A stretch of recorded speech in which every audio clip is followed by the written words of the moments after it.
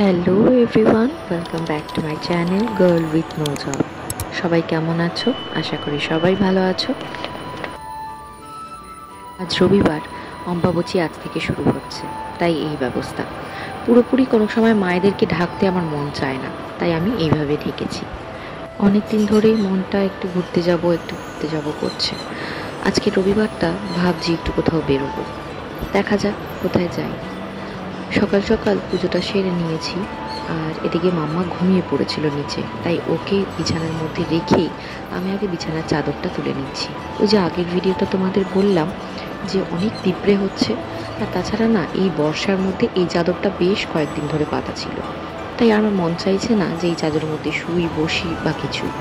Change করে নিলাম। এই কয়েকদিন অম্বাবচীতে শ্যাম্পু করতে পারবো না, তাই সকাল সকাল আগে শ্যাম্পুটা করে নিয়েছিলাম। ভাগ্যিস করেছিলাম, না হলে এর মধ্যে না করতে পারলে নিজেকে পাগল পাগল লাগতো। এটা ভালো না দেখতে? পছন্দ হয়েছে? পরিয়ে দিলাম কিন্তু। এই সময়টা মামার সাথে আমি কথা বলছিলাম, দেখো সুন্দরভাবে ও সাড়া দিতে শিখে গেছে। ঠিক আছে, ও খুব পছন্দ হয়েছে। ঠিক আছে, সবাইকে বলতে হবে তোমার কোলবালিশের ওয়ার্ডগুলো আনতে। হ্যাঁ, তুমি মনে করবে তো, বাবাইকে বলবো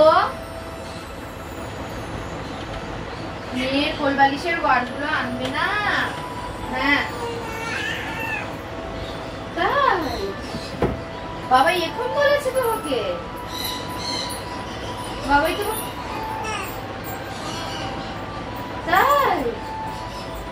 ও বাবা, আমি তো জানতাম না বাবাই তোমাকে এখন বলেছে।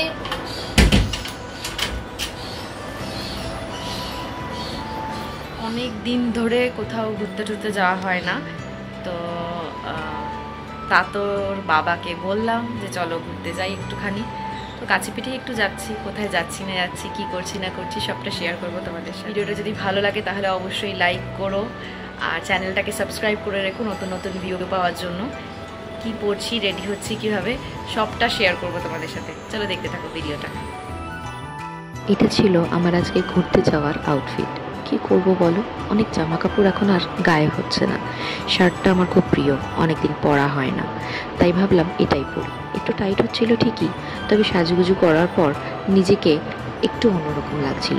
বেশ অনেকদিন পরে সাজুগুজু করলাম, মনটাও বেশ ফুরফুরে লাগছিল।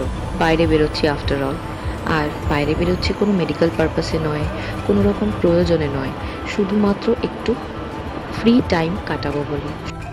বেশ অনেকদিন সাজুগুজু করা হয় না, তবে আমি আগে যেভাবে সাজুগুজু করে বাইরে বেরোতাম, এখন অতটা টাইম না পেলেও খুব সামান্য টাইমের মধ্যেই হালকা একটু সেজেগুজে বেরোতে পারলেও যেন মনটা শান্তি হয়।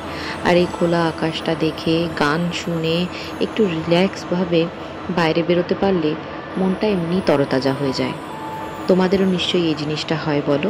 অনেক দিন ধরে বাড়িতে থেকে থেকে একদম ভালো লাগে না, সেই বস্তা পচা লাইফের মতো হয়ে যায়। দেখো এখানে হাইওয়েটা তৈরি হচ্ছিল, তাই এই ব্রিজটা তৈরি হচ্ছে তোমাদের সাথে শেয়ার করলাম।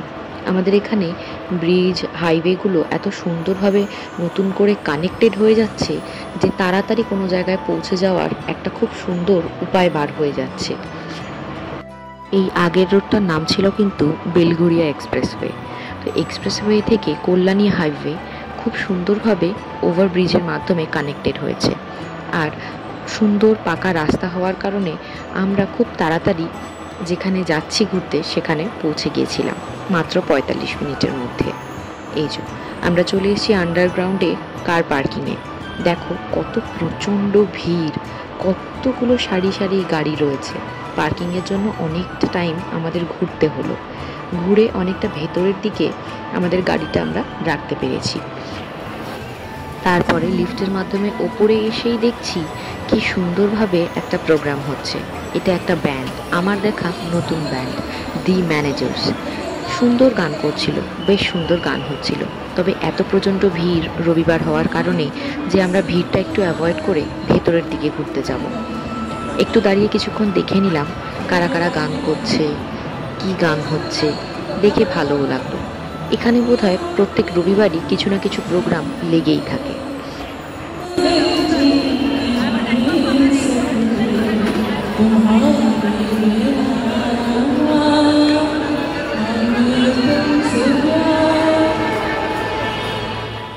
ওই বাইরের এরিয়াটা অ্যাভয়েড করে ভেতরের দিকে ঢোকাতেই আমাদের এক চেনা পরিচিত রিলেটিভের সাথে দেখা হলো।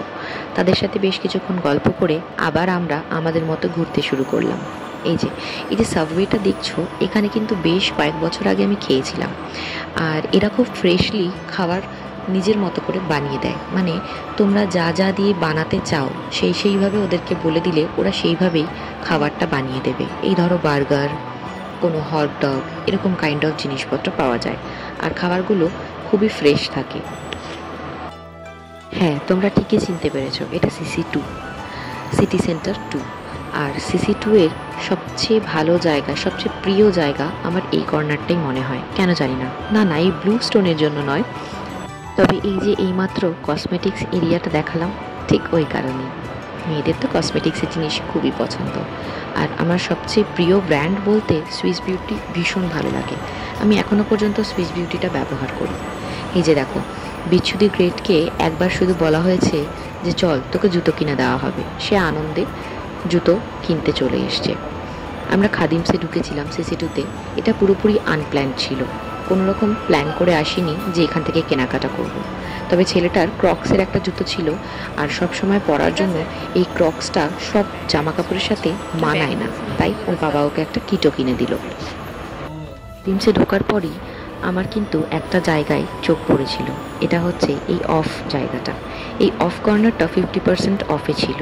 জুতোটা 7 নম্বরে ছিল, তাই পছন্দ হওয়ার সত্ত্বেও কিনতে পারিনি। দাম ছিল দেখো 999, কিন্তু ওটা অফ করে 500-এ ওরা ছাড় ছিল। এরকম বিভিন্ন টাইপের জুতো ছিল, তবে এখানে এই জুতোটা ভালো লাগার পরেও আমার আরেকটা জুতো খুব সুন্দর লেগেছে। না, এই ব্ল্যাক কালারেরটা কিন্তু নয়। এই দেখো, এখানে কিন্তু সব কিছুতেই 50% অফ রয়েছে।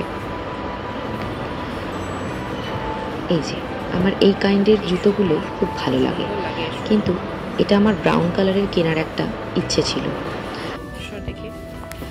সে জুতো কিনে জুতো পায়ে গলিয়ে নিয়েছে, আর এখন স্কেটিং চলছে তার। এই টাকা দিয়ে কেমন লাগছে? মনে মনে ভাবছিলাম আর ঘোরাঘুরি করছিলাম। অর্পণ গেছিল ওয়াশরুমে, তখন তাতান আমাকে ভিডিও করে দিল। বললো, মাম্মা তুমি বুনাকে নিয়ে একটু এরকমভাবে ঘোরো, আমি তোমার একটা ভিডিও করে দিই। ভালোই লাগছিল, জানো তো। ও আচ্ছা, কি ভাবছিলাম সেটা বলি তোমাদেরকে। ভাবছিলাম ওই যে লাস্ট অ্যাশ কালারের বা গ্রে কালারের শুটা দেখালাম, ওটা যদি ব্রাউন কালার হতো কিনে নিতাম। টাকা